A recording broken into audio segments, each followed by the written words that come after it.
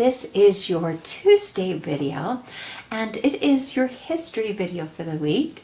We have been learning about the Renaissance, and today we're going to be talking about the creator of this painting.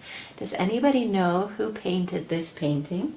It is of the mother and child, so Mary and a child Jesus, and Saint Anne. Mother and Child with Saint Anne is the name of this painting. It is unique in that this artist portrayed the Holy Family, mother and child, as just normal, everyday people. Jesus is a little boy. He's playing with a lamb. His mother is just dressed very simply. You can't really see. And normally, she doesn't have a halo over her head, and neither does the baby Jesus. The Renaissance introduced artwork that was much more realistic and not as stylized. And there's still the very typical background that maybe you have seen on another famous painting by this artist. It is Leonardo da Vinci. Okay, he painted, of course, the Mona Lisa as well as the Last Supper.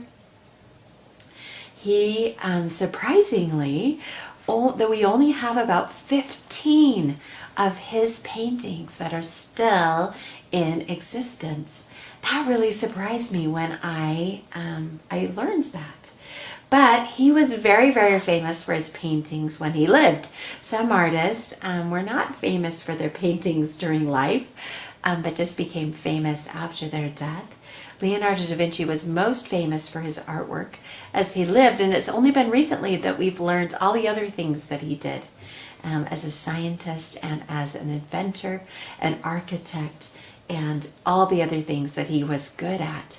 He was considered the foremost Renaissance man, even more so than Michelangelo that we've learned about.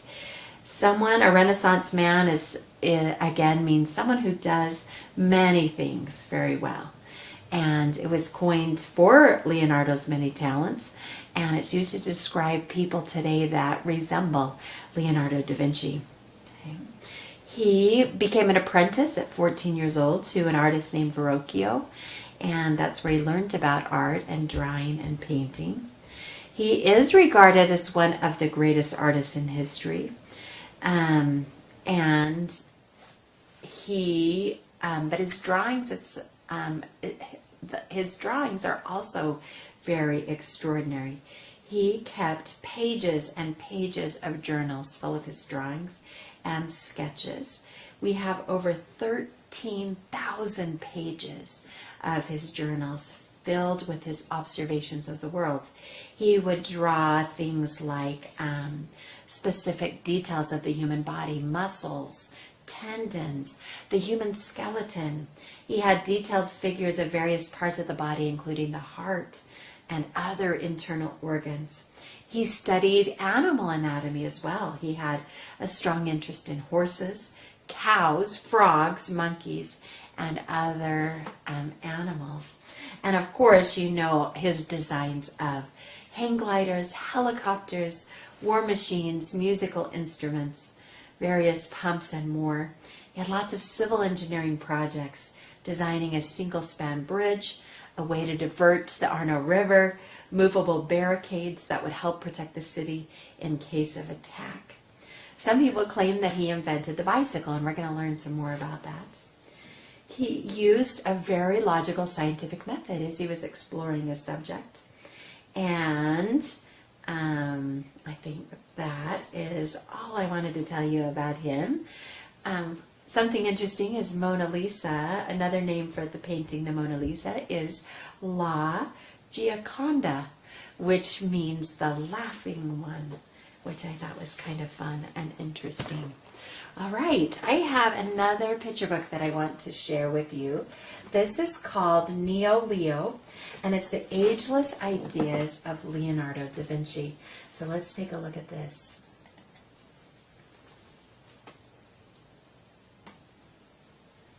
Neo-Leo. Okay. Reading Leonardo's original notes was a big challenge for historians. After his death, the notes were lost, sold, stolen, and scattered. So it was quite a task to put the recovered pages back in order. Once that was accomplished, the challenge was not over. Leonardo always used mirror writing, which means that he wrote everything backward.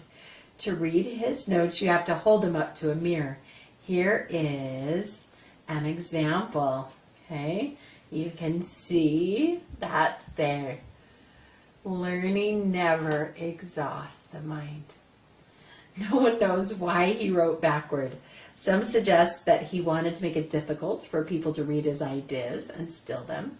Another theory is that writing backward prevented smudging his ink. Leonardo was left-handed, and writing left to right across the page meant getting his left hand dirty in the fresh ink. Writing backward allowed him to write neatly from right to left. As you read through the book, try to decipher the mirror writing for extra information about Leonardo's inventions. Leonardo da Vinci was fascinated by the world around him. He studied animals and people. He watched plants grow and birds fly. He explored the mighty rivers. Nature was his teacher. It inspired his remarkable studies and inventions. Leonardo's ideas were revolutionary, but they remained buried among his 20,000 pages of notes. Most of his inventions were not built during his lifetime. The designs were either too expensive, too sophisticated, or too controversial. Sadly, most of his ideas have been lost to time, but the surviving notes prove that he was a true visionary. For example, Neo. Others are famous for creating an aircraft that could carry a person into the sky. Oh, we got to read this backwards. We've got to read Leo first. So let's take a look at Leo, see if I can get that page bigger. No, not that one, this one. No? Will that go big? Guess not. Can you see that one? Wings bend to the center like a bird. And this one? No, not going to show me that one. 400 years earlier, Leonardo had designed several man-powered aircraft, including the ornithopter. He wanted to give people the ability to fly like the birds he passionately studied. I guess I should have started over here. Neo. In 1903, the Wright brothers were famous for creating an engine-powered aircraft that could carry a person into the sky. But 400 years earlier, Leonardo had designed several man-powered aircraft. Neo. In 1891, Otto Lilienthal had actually seen Leonardo's ornithopter drawings in the late 1880s, and he was motivated to develop history's first successful hang glider. Leonardo designed his glider after watching leaves glide through the air. Uh-oh. Well, let me get that big for you to see. Here we go. Can you read that? Wings do not fall straight down. They glide from side to side.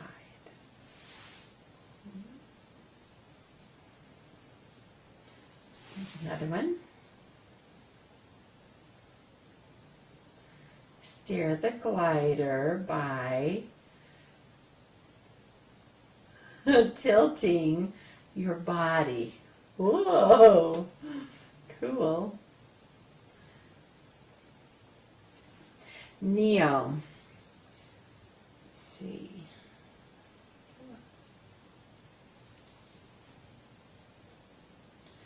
Someone, I don't know why it's showing that big for me. Apologize.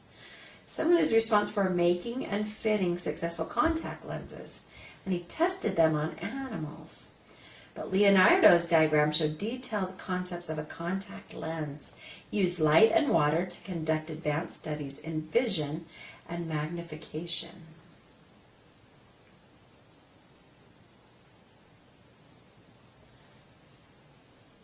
Oh, Adolf Eugene Fick was the one who made the first contact lenses. Let's show me this. I just want to see the backwards writing. I can't win. In 1895, Thomas Edison's kinetoscope was the forerunner of the modern movie projector. But it was not the first example of a projector. Leonardo figured out how to use light to protect images through a lens. In 1781, Thomas Paine exhibited a model of a single-span bridge in Benjamin Franklin's garden. At the time, no one believed his bridge would work, especially without the usual support piers to hold up the center. But Leonardo believed that a single-span bridge was surely possible. But like Mr. Paine, he never saw his bridge constructed. He also proved the value of truss bridges. Leonardo's experiments confirmed that a triangular truss would resist tension better than the older box structures. He proposed a two-level truss bridge, the bottom level for transportation and the top level for pedestrians. Neo, 1916. The world had not seen a tank in action until World War I. The British Navy developed it, and Captain H.W. Mortimer brought one into battle for the first time. Leonardo was thinking about tanks long before Captain Mortimer. Turtles became his model. He considered himself a pacifist, but looked at weapons as a design challenge. He also designed grenades, machine guns, and a giant catapult, among others. See if we can see some of that writing. No. Neo. In 1870, James Starley is credited as the father of the British bicycle industry. Many of his inventions led us closer to the type of bicycles we ride today. But did Leonardo invent the bicycle?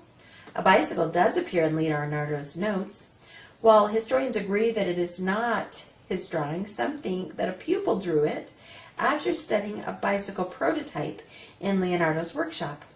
Others say it was drawn as a prank by someone centuries later. We may never know for sure, although we do know that Leonardo had designed many parts that are used to build bicycles, such as gears and chains. Neo, 1907. Paul Cornu was a bicycle maker by trade, and he built the very first helicopter to lift off vertically. It hovered 1 foot above the ground for 20 seconds. Prior to that, Leonardo devised his own version of a helicopter, the helical screw. It used the same principle as modern helicopters for compressing air to achieve liftoff. Unfortunately, the weight of his machine and the man-powered mechanics would have prevented real flight. Neo. Modern boats have fish-shaped hulls, unlike the square-shaped hulls of days gone by, and all passenger ships today are required to have double hulls for extra protection. Long before these features were accepted, Leonardo watched fish swim and realized that their body shapes were ideal for traveling through water. He also envisioned a double hull body to keep boats afloat after being rammed. In 1943, Jacques Cousteau and Emile Gagin made modern diving equipment popular when they designed underwater breathing equipment called the aqua lung. Scuba gear existed much earlier than Leonardo, but he added his own features, such as an inflatable bag to raise and lower a diver and a reinforced breathing tube. With use of the modern imaging technology, doctors now understand that when blood moves through the heart, it forms a vortex that opens and closes the valves. Leonardo had already figured that out. Through detailed body dissection and simulated water experiments, he discovered and diagrammed accurate examples of vortex formation in the blood. What do a steam locomotive and a cooking rotisserie have in common? Leonardo da Vinci, of course. His notebooks are filled with experiments on steam power and air pressure, predicting the development of the steam engine. He understood that hot air rises and used that knowledge to operate an automatic rotisserie, the first. 1885, automobile engineer Carl Benz invented the first gas-powered automobile and essentially launched the auto industry. Leonardo, and in 1940, when people attended the 1940 World's Fair in New York, they came to face face to face with Electro and Sparko, two of the world's earliest robots. Leonardo's self-propelled cart foreshadowed both the automobile and the robot. The cart was spring-powered. Levers and gears were used to program its movements like a primitive robot. Leonardo designed and actually constructed robots for royalty and court pageants. Springs, levers, water, and weights powered and controlled them. In 1785, Jean-Pierre Blanchard created the original all-fabric parachute and was the first to prove that it could provide safe escape from a hot air balloon. Actually, his dog proved it. Or one could argue that Leonardo proved it before both of them. He had a different purpose for his parachute. Its function was from traveling from high to low surfaces like the birds he observed. His triangle design, however, was never tested. Until now, right now, Leonardo's ideas are finally coming to life. Several are being built and tested, and they are working. Adrian Nicholas built and flew Leonardo's parachute. Vibjorn Sandstein built his single-span bridge. Mark Rothschild built and operated the self-propelled cart and the robot knight. Dr. Maury Giraud built and confirmed the success of Leonardo's artificial heart valve model. Steve Roberts and Martin Kim built Leonardo's glider, and Judy Ledden flew it. The amount of knowledge and vision found in Leonardo's notes is overwhelming, and remember that about 2/3 of his notes are still missing. Imagine what is left to learn from this incredible inventor. So awesome, isn't it, students, to think about how people are still learning from him, still testing things out. Maybe you're going to be one of those who tries one of Leonardo's inventions that no one else has tried yet, or maybe you're going to be inventing something yourself. I think it's fascinating to learn about him and all the things he accomplished. Many people think he was the most intelligent person that has ever lived. So, until you, no. But it's just exciting to think about what you're going to accomplish in your lifetime as well, students. And hopefully you're inspired by Leonardo da Vinci like I am. Thanks for joining us for this video, and we'll catch you next on Wednesday.